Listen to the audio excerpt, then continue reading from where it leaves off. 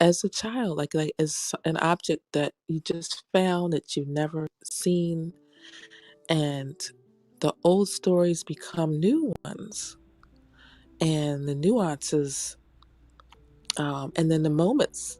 Each moment becomes much more joyful and fun and funny because it inspires new things out of, it inspired new things out of me, and just seeing her that way as a new shiny object. And what can I learn about her? Um, and now I'll apply this to her. I can.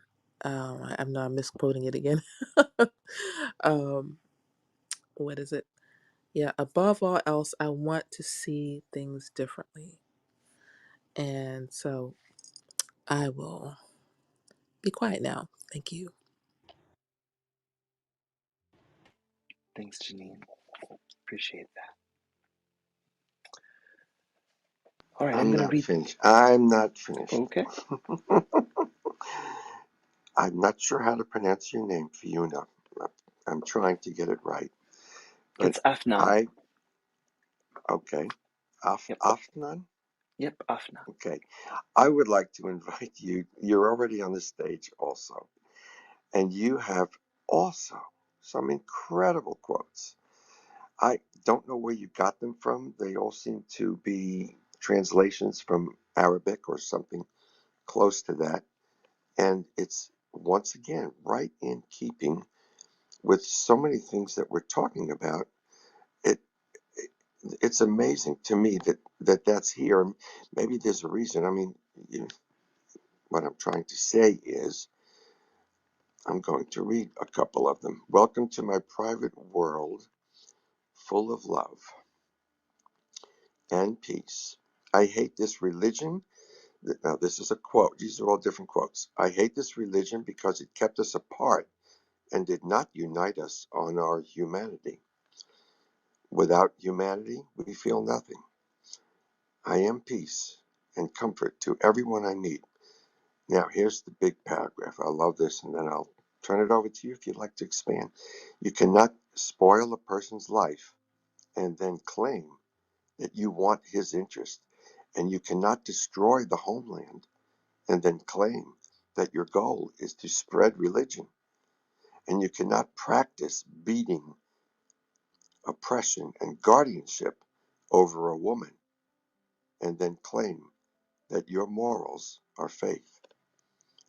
I just love your quotes, and I remember seeing it for the first time in the past, and now even better. And here's one from Spinoza, Lee. My soul, nature. That's where we started talking about Spinoza about a week ago. So these things that you have put here are just beautiful. Thank you so much for sharing that in your bio. I invite everyone to look at her bio, just like that. And And if you're you'd like to welcome to talk, share or not. It's absolutely. okay either way. Mhm. Thank you. Oh my God, I'm very shy. Thank you so much. No problem. We understand shyness too. Shyness is a tough thing to overcome. I want you to know you're safe here, safe to share. There's nothing that can hurt you here. You're all right. All right, I'm going to read these notes now so I can get through this part and do my job and deliver you guys safely to where I think it's going to be the best part for your day. It's about 7:15, and I'll make it to the end by about 7:30, and then we'll have plenty of time to share and ask or talk about whatever's helpful. Okay? Wonderful. Take us home, Captain. Above all else, I want to see things differently. In Lesson 28, you're asked to make a decision as to what you wish to see differently. Since your current perception is based on your past beliefs, in order for you to be able to see something differently, you must be willing to, at least temporarily, suspend those beliefs. If you failed to do this, your present perception of the new event will simply be a replay of your past beliefs about that subject. When you say you want to see things differently, you're committing to dropping your past preconceived ideas about the current event. With open-minded focus on what is presently occurring, you're allowing your mind to give new purpose and meaning to the event. Lesson 24 stated that the purpose of everything is for your own best interest. When your current experience seems to be a replay from your past, this means that the previous experience had some learning lesson that you refuse to acknowledge and absorb. You are allowing your old beliefs to cloud your vision and dictate the current event's purpose. Because of your insistence on maintaining your past belief about the old experience, you are unable and unwilling to absorb the learning lesson that the experience was designed to teach.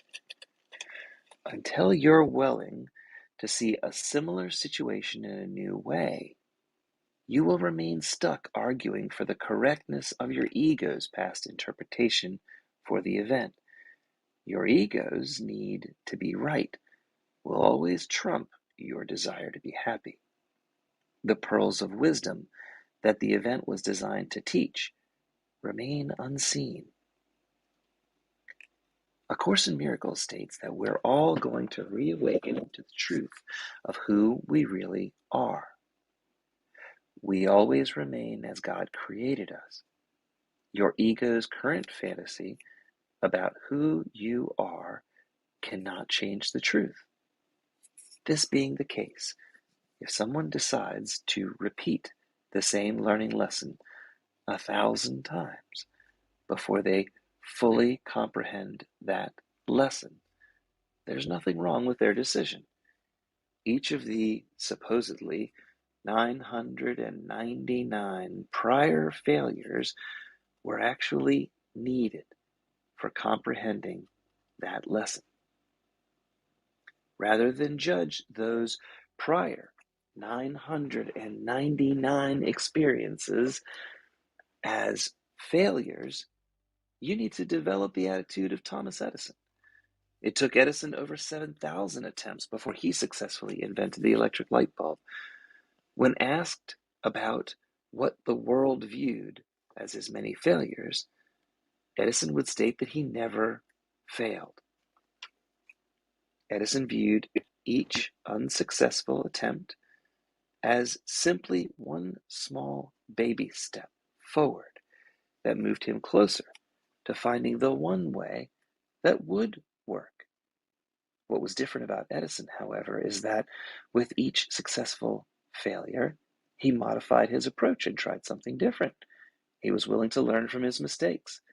He was constantly open-minded and saw each unsuccessful attempt as merely a warning sign that some mid-course correction was required. Edison failed his way to success. Yet with that approach, Edison became the most prolific inventor the world has ever known. And if you think Edison was good, think about all the people that stood on his shoulders so that we have all these colored LEDs around us. We're looking at fields of light all the time now. What an amazing success for humankind it's been. If everything is for your best interest, this means that every moment is perfectly designed to provide the learning opportunity that you need for your growth and happiness. When you believe your purpose is earning instead of learning, life becomes a struggle. Your current belief system is focused on earning some specific external result that will make you happy. The system has never worked in the past. Why would you expect it to work in the future? Such a thought system will always leave you in fear while preventing your enjoyment of the present moment. You need a new plan. You need to see things differently. Question.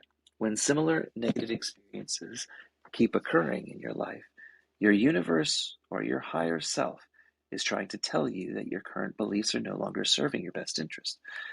How many times do you need to repeat the same negative experience over again until you're willing to try a different approach? And this reading and the notes are from A Course in Miracles Workbook for Dummies, written by Tom Wakechild, who was actually here with us today. I really appreciate the effort that you put in here, Tom. It's really illuminating and helpful to read the lesson with the additional phrases you put in there, and these notes are great. So thank you very much for doing that. Yeah, thanks, Tom. That's a big help. Big help. Yeah, just following my guidance, that's all. Thank God you listened. It's good to listen and then act upon what we hear. I do appreciate it. So we now have a little bit of time. I'll read through the lesson again, but if you haven't set a little reminder for yourself, we have 6 different practice periods we want to do today. And so in order to kind of keep us on track, I'm going to set mine right now, and I'll take us through the first one, okay? I downloaded a little app called ACIM Remind. There's a link to it in our Facebook group, and our Facebook group has a link up above, or it will soon. And I'm learning how to use this little program. So today I have to set it to 28 and then turn the alerts on. And then I get a specific kind of reminder. And in this case, it'll be 6 times a day. So we're at about 8 o'clock. We were going to segment up the day to kind of finish up this afternoon. You might want to do an 8, a 10, a noon, a 2, a 4, and a 6. Something like that. Okay. I've got my reminder set. Lee, what does your time say? What does my time say? Right now it's 7:23. Oh, okay. All right. I thought you said 8 o'clock. I'm sorry, I missed. Yeah, we're coming in on 8 o'clock, and I needed to use 8 o'clock to make my math easy. It's going to a whole hour to make Great. my math. That explains it. Thank you. No problem. Oh, Dad, do you really have to? No, that's fine. If you want to know, I want to share everything that I've ever figured out that could help anybody in any possible way. So definitely ask. So they don't have to go through the muck, right? Me I don't too. want anybody to have to go through the muck. All right. Above all else, I want to see. So let's take a minute and we'll do our first practice period. Thank you, Adriana. I appreciate that. Makes it easy. 28. It's $5.99, but that could be worth it if you don't feel like going through the manual process. And if you want to just do it easy, then set an hourly reminder for yourself and try and pay attention to most of them. Okay. Lee, you pulled up lesson 27. Whoops. Thanks, Papa.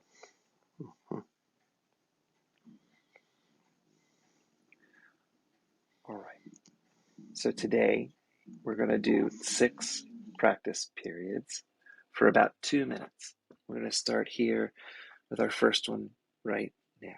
So I'm going to give us 2 minutes. And what I want you to do is take this idea into your mind. Above all else, I want to see things differently. And then just let your eyes wander about the room. Whatever your eyes light on, you can apply this idea. So I'm looking at a bookmark. Above all else, I want to see this bookmark differently. This bookmark is actually a piece of wood. I can look at it completely differently. It also has a weird little snowman carved into it. And I can use that as a template to draw a little snowman. This little bookmark could be all kinds of different things other than just a bookmark. So take your own examples, and I'll give you a couple of minutes to think and use this for your advantage.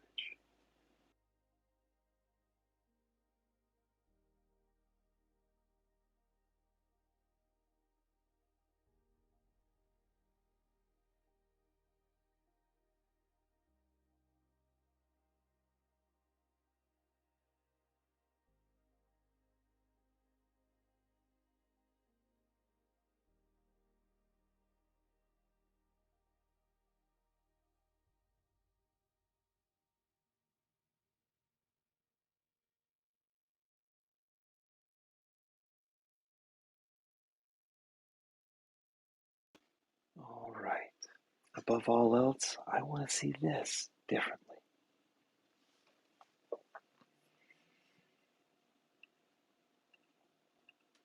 Does anybody want to share what kinds of things they saw differently?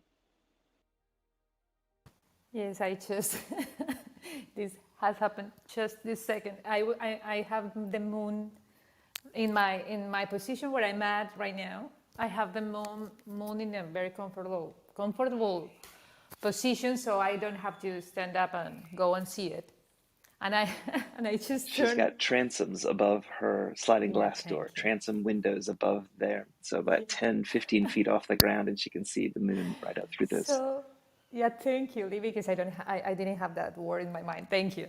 So I turn around because I'm watching all these things and to see it differently. And then I turn around and say, I'm going to take a picture of the moon because the sun is getting, the sun is rising right now. So it's like this bluish and dark or not so dark part of the sky that I can still take a picture of the moon.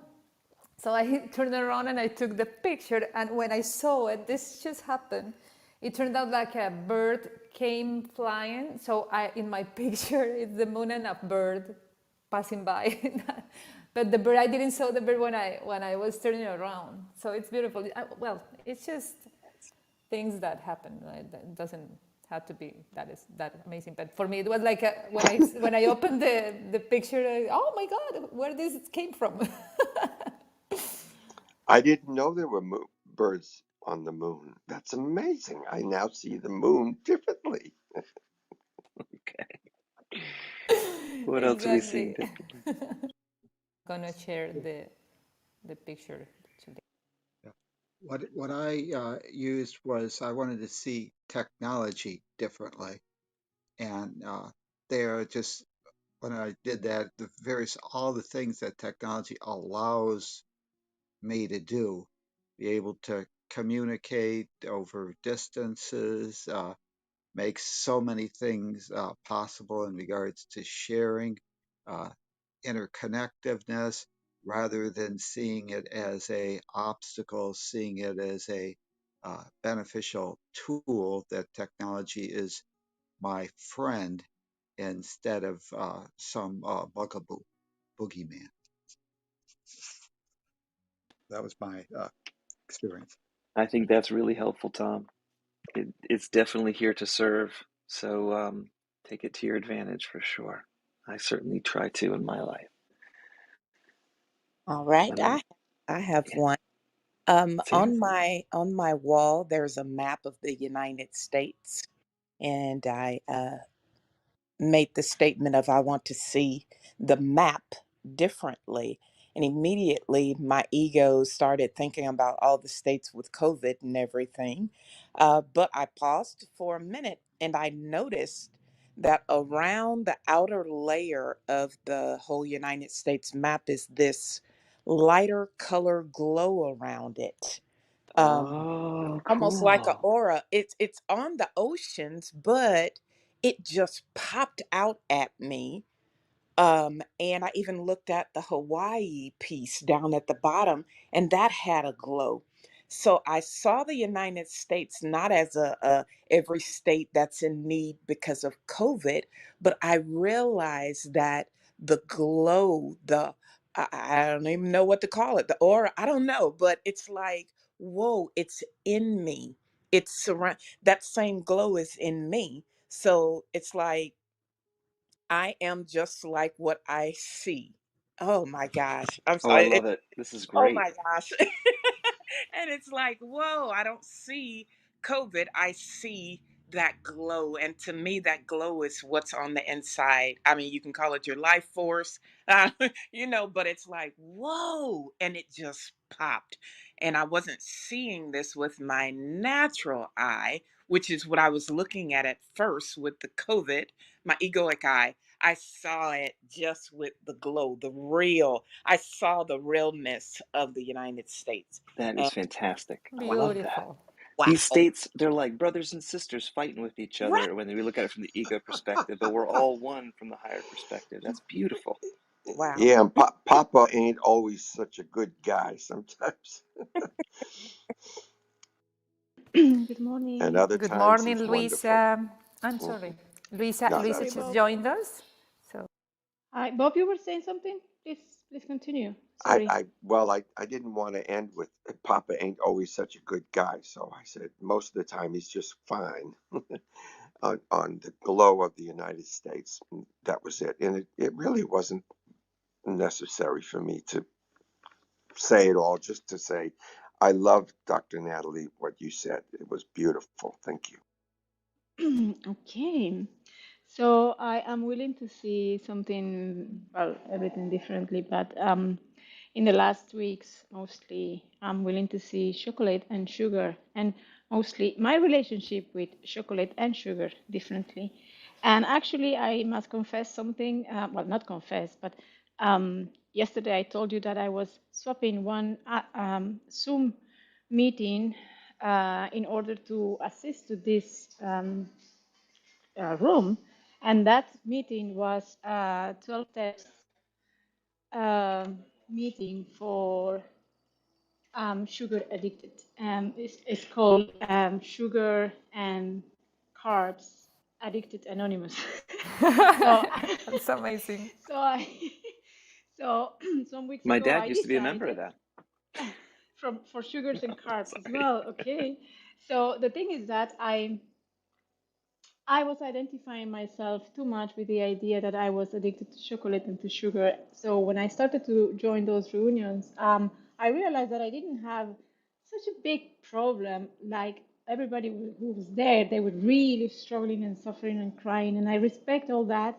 But I decided to not identify myself as sugar addicted, but just to have another relationship and to look sugar and chocolate in a different way, because before chocolate was for me like water. I was eating chocolate all day long, black chocolate all day long, and there was no joy anymore. And I realized I was just eating it because I was used to it, but not because I was a celebration. So now I am looking at chocolate um, as a reason for me to celebrate, like when I am in a party mood, when I am in a celebration mood, when I am in a special moment, then I will have a chocolate without having the the charge of, oh my God, I am relapsing again because I'm addicted and I shouldn't be, and I'm not going to punish myself whenever I eat chocolate. So there are two different views here. First one is I am free and I'm willing to enjoy chocolate whenever I want,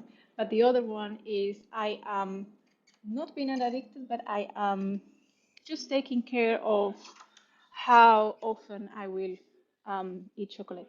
And this being said, it's been 3 weeks already, and I just said to my partner and my daughter, I said, it's the first time that a chocolate has taken so much long in the kitchen without being open. Oh wow, it We have lasted longer than we have ever. a Good for you. yeah, That we is have a chocolate.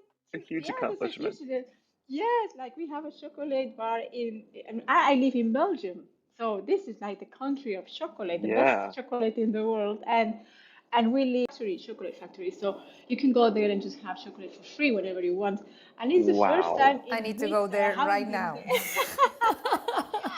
What do you think I came to live to Belgium?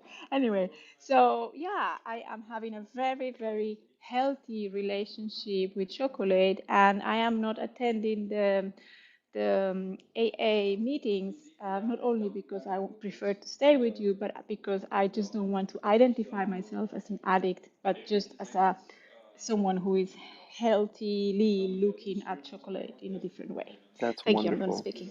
Good job. Oh, Louisa, you are amazing. As Lee started to say, and I'll very briefly tell what I went through. Lee had a birthday more than half his life ago, and he had a birthday party at our house, and we ate some of the cake at the table. And then this was 1984, for anybody who wants to know, long time ago. And afterwards, in the morning, Lee came into the kitchen and said, "Hey, The cake is gone. Did you throw it away? And I said, no, I ate it. And my wife said something about AA. Maybe there's something, we talked about it. Maybe there's something like it. So there is an Overeaters Anonymous, and I was in that. That's how I got a lot of my 12-step work done early on in my development.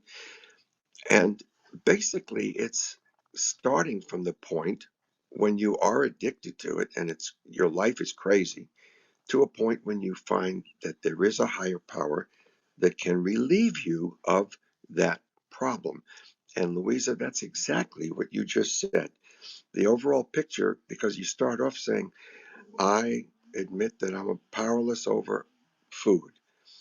But when you're finished, you find that there is a higher power that has relieved you of that particular addiction.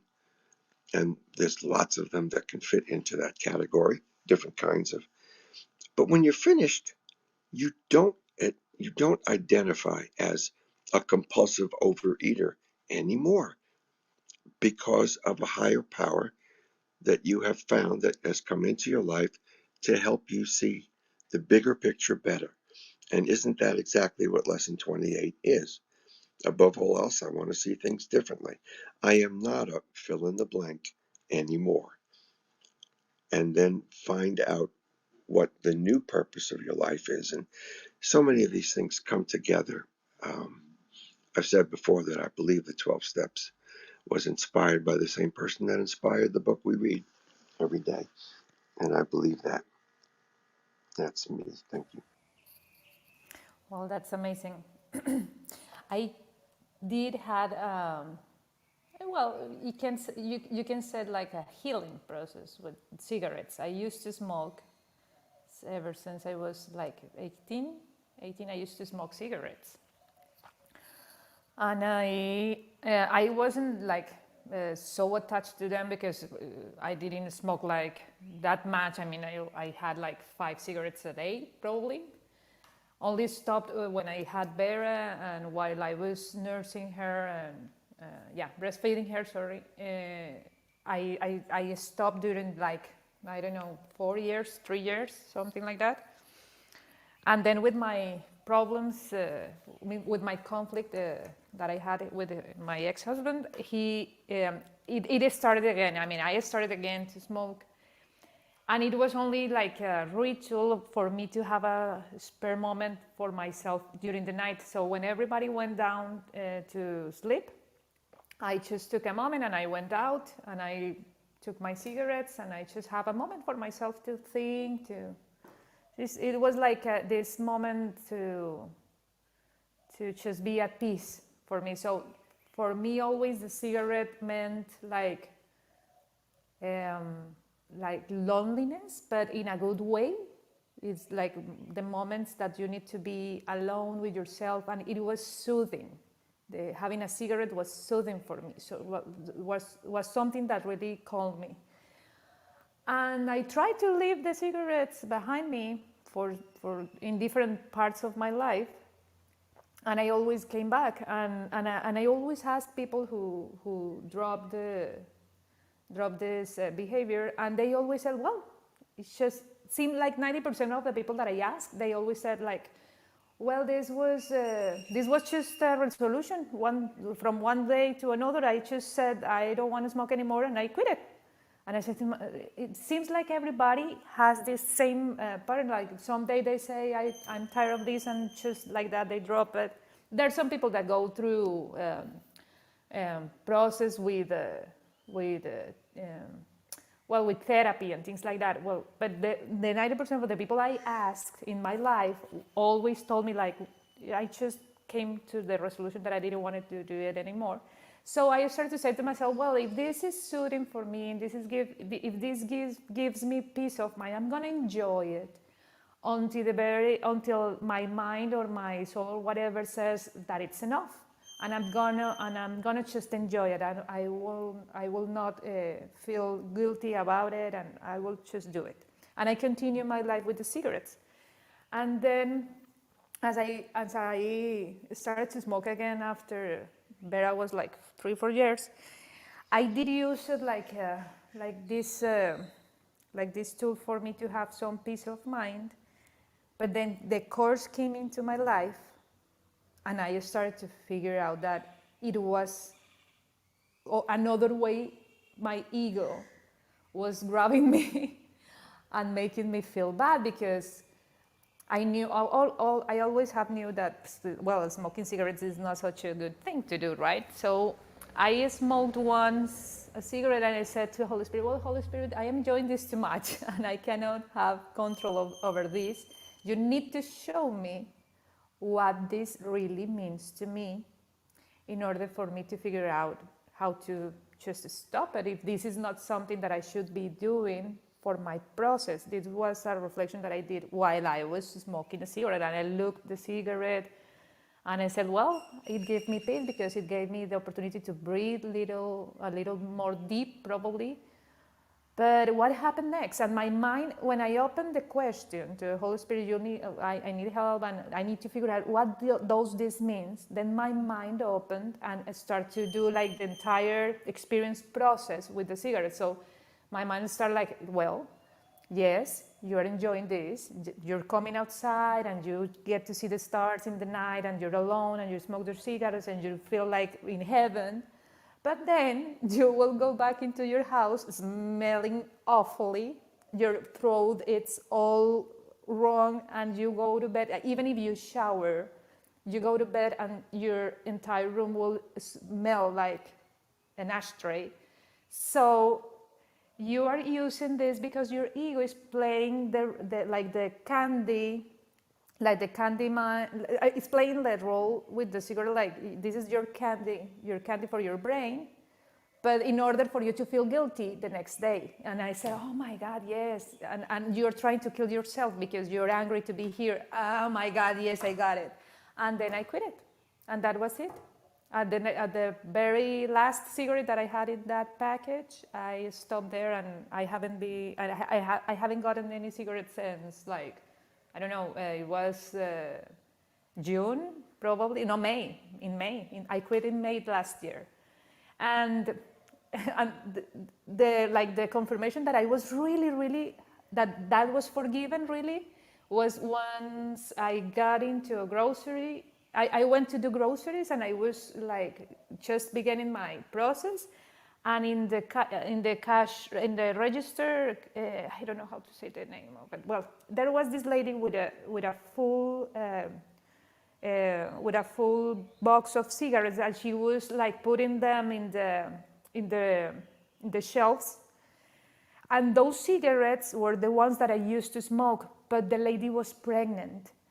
And the very first thing that my mind thought when I saw the image was the lady. I didn't take notice of the cigarettes. I just saw the lady and her belly, and I said, oh my God, she's pregnant and she's working. And then I saw the cigarettes, and I say, oh my God, I didn't even notice them. I didn't even mind of the cigarettes. If it was the other Adriana would just go by and grab two packets, two packs of the cigarettes into the shopping cart, and it wasn't. I mean, I feel relieved. I feel really like, oh my God, I have really forgotten this. I mean, I really have forgiven this. And then I had the opportunity to spend time with other ladies that they were smoking cigarettes, and they were always excusing themselves. Oh my God, I'm sorry. I mean, don't worry, do it with joy. If you need to do it with joy. You will come around it. Don't feel guilty. I know how it feels to enjoy a cigarette. So if you're gonna do it, enjoy it. And you will come around it. If it's not for you, don't worry. And they really they really expressed like gratitude, because they were feeling like this guilty because I was telling that I stopped recently smoking cigarettes. Well, it's just that this part of the process with A Course in Miracles, it really helps you to understand and release this kind of attachments that you have towards, I mean, those special relationships that you have over things, because you, above all else, want to see things differently, right? Exactly. Yes. Yes, indeed. And I don't want to put too many breaks on the feel good feelings. I think it's really important. God wants us to be here, be joyful and happy, but we're trying to remove all judgment, good and bad. We're trying to remove the overtones of things that cloud the reality, which is that, for instance, this table is just a table, and it's not the table I grew up doing homework at, and all of the emotional overtones that could be good, could be bad. Try and find a way to neutralize them so that they are neutral, right? In the basic scale between acids and bases, we're looking for 7 right in the middle. That's water with no extra salts in it and stuff. So I'll let's say one more thing. Um, what I got was, above all else, I want to see things differently, right? Okay. That's a very powerful prayer. And what came to me was, I overate for reasons other than nutritional. And they say it's the same idea. Why did I overeat? Because it made me feel calmer for about 15 minutes. Um, it made me feel stronger, or think that I was getting stronger or whatever. But in the end, it just made me fat, period. And I want to it didn't see serve the you. purpose of food differently. And that's how this gets together for me. And it just reinforces these same things, and reinforces that in the past I made decisions that were good for me, and they did change the way I live, the way I work, the way I look. And all of this is part of what our life is about. So I think that's about what I wanted to say. Thanks. Thanks, Papa. I kind of want to chime in on that, Bob. As you were saying that, image came to my mind of food, because I love preparing food for my family. I love to cook. And I've definitely struggled with food over my lifetime. And, of course, the one thought is to, slow down when you're eating, and um, chewing your food.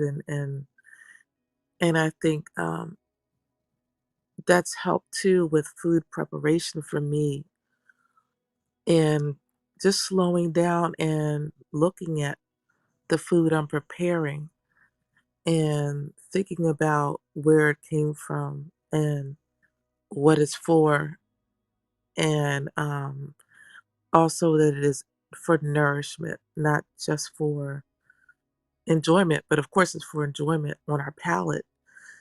And the slowing down and observing, and as I'm eating, um, being present with the food has affected, the types of foods I eat, and ability to control myself, as I'm eating, and then prepare food meals that are more interesting and just wonderful. So yeah, I've had these food things going on with me throughout my life, and finally it's like I'm at peace with food. Oh, that's wonderful. Yeah, Yeah, yeah. I'm Beautiful, at beautiful, peace. beautiful. That's where we want to Yeah, be. yeah, and it's like no matter what it is in front of me, I can eat it. But as long as I'm conscious in that moment and appreciating what it is, it's going to be good for my body. And then I tend not to overeat. I tend to just eat just enough, and enjoy it. And so that's my share. Thanks, Janine. I I also want to say that someone that I sort of helped through some experiences, um, learn about A Course in Miracles. I suggested that they just start with lesson 1, and the person wasn't that excited about it, but she said she would just try it, and she read the first lesson. It said, um, oh gosh, now I'm drawing a blank, but oh yeah, nothing actually, I forget the exact wording, but everything that I'm seeing doesn't mean anything, something like that. Nothing I see in this room. Yep. Thank you. So then that person told me afterwards, it doesn't mean anything what I read.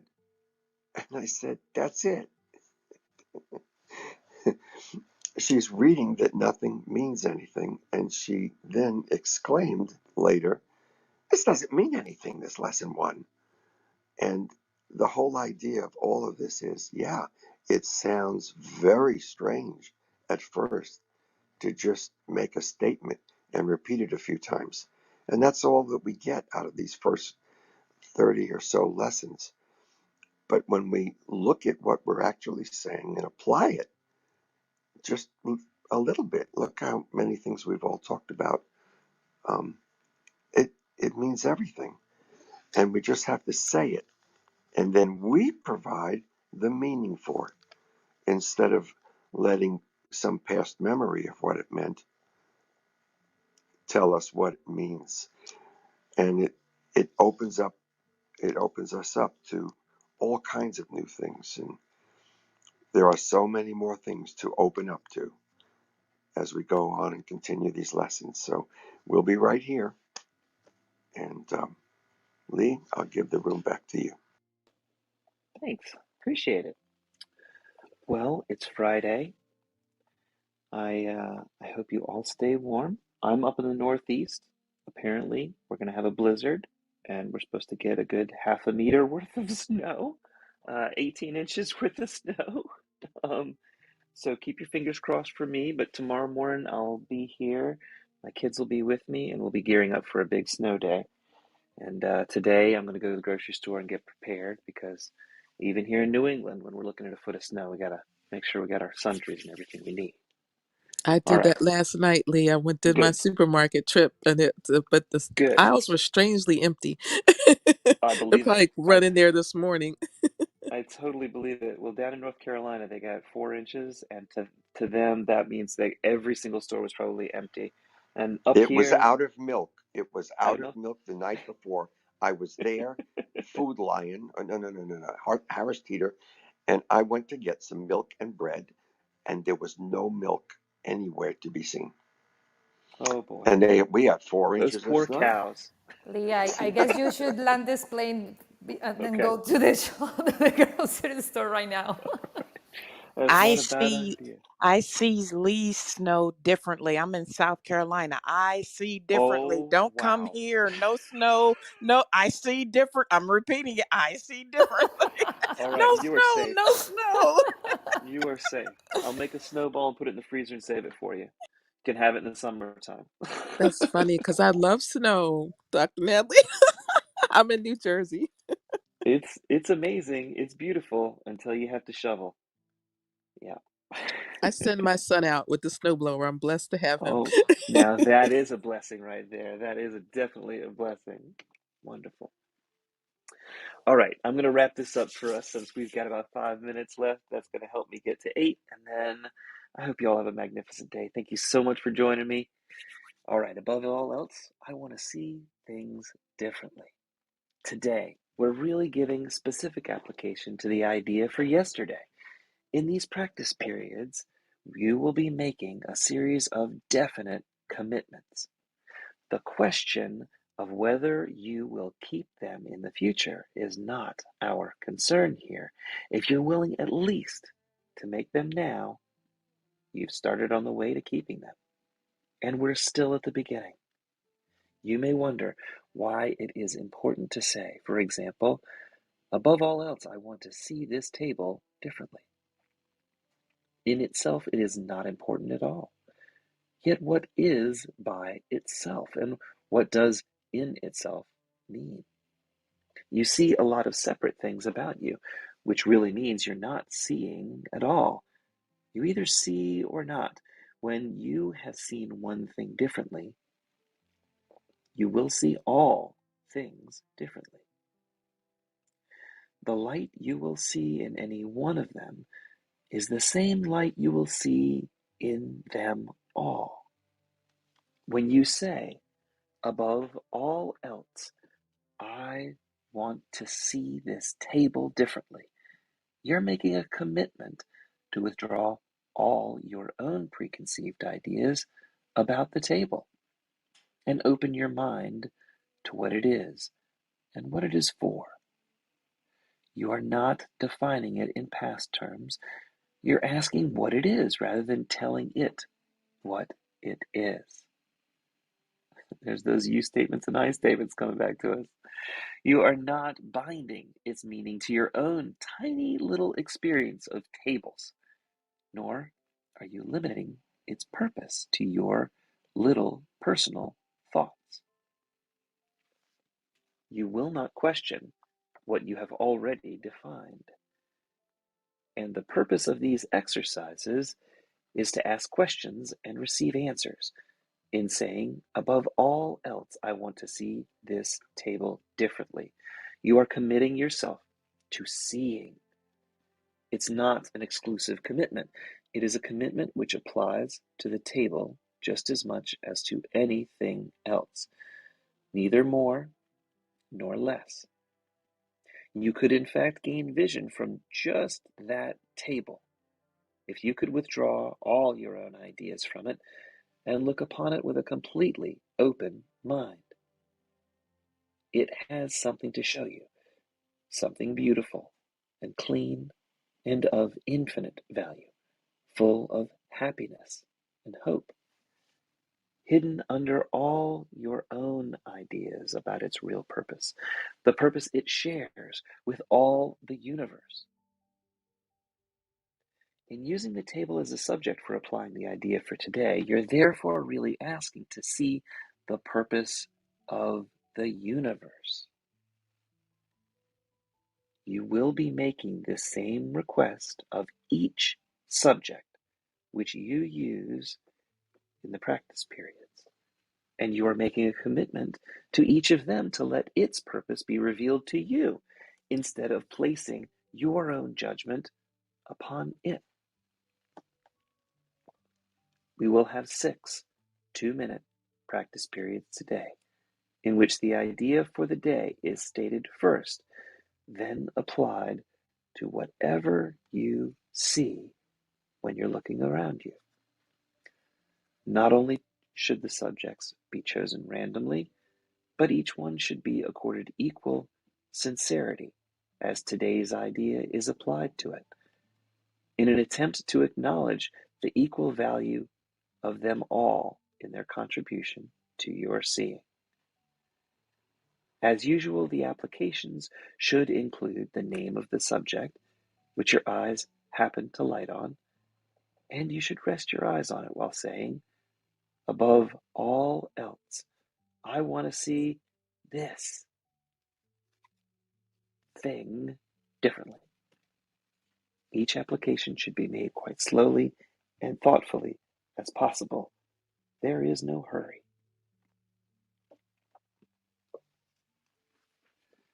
I hope you all have a wonderful day and that this lesson serves you today. So 5 more to go.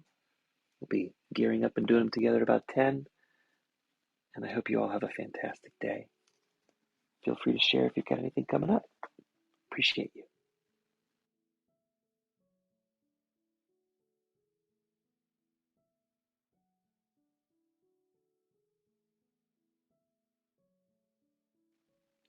Welcome, everybody.